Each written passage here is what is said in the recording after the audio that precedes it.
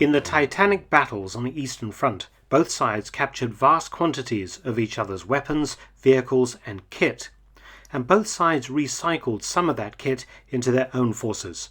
Why not? It made perfect sense. One story that has been doing the rounds for decades is the use by the Red Army of German tanks. Quite a bit of myth and downright lies have become attached to the truth, so this video will hopefully clear the air a little bit.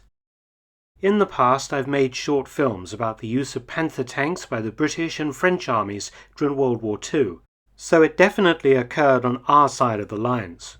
Do check the links below for these stories.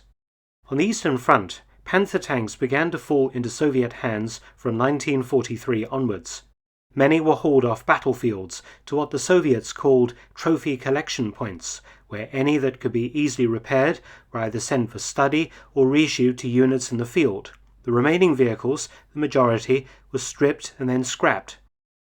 Tracking down which units used Panthers and to what degree is not straightforward.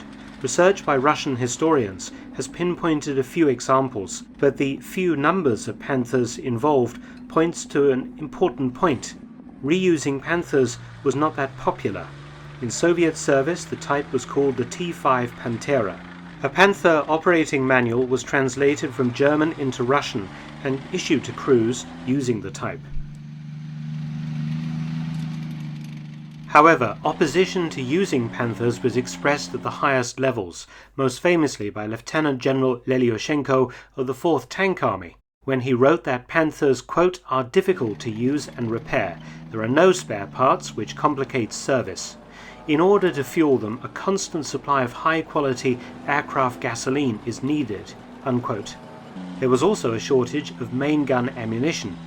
The notorious unreliability of the Panther, coupled with its 150-kilometer final drive lifetime, was in stark contrast to the T-34 and other Soviet types. It appears that a few tank platoons were formed equipped with Panthers in 1944 to 45. A good example is one unit in the 511th Tank Regiment in July 1944. As well as 4 Panthers, the unit fielded 2 T-34s and 17 British Valentine tanks. This unit was used to dealing with foreign armour. One way maintenance issues were resolved was by using captured German Panzer engineers to help keep the Panthers running, as well as other German tanks, plus keeping damaged Panthers for use as spares. In March 1945, the 991st Self-Propelled Gun Regiment fielded, according to records, 3 Panthers alongside its 16 Su-76s.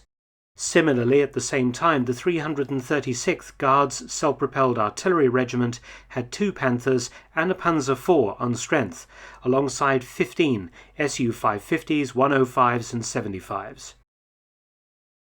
In many of the photographs of Panthers in Red Army service, you can see that the turret numbers and the white stars for identification have been painted on hastily and somewhat sloppily in the field, indicating that these tanks have been captured there and then and used on the spot. One of the myths associated with the Red Army's use of German tanks is that Panthers and Tigers were handed out as rewards to successful crews. This is complete nonsense and makes no sense. Why give your best crews foreign, difficult-to-maintain equipment?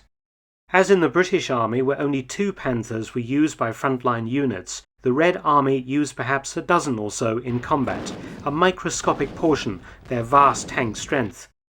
As a quick stopgap measure on the battlefield at a particular point they were useful, but were quickly discarded once mechanical issues started to assert themselves.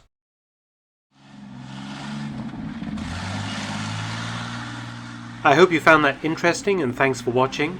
Please subscribe and share, and also help support my channel at PayPal and Patreon. Details in the description box below.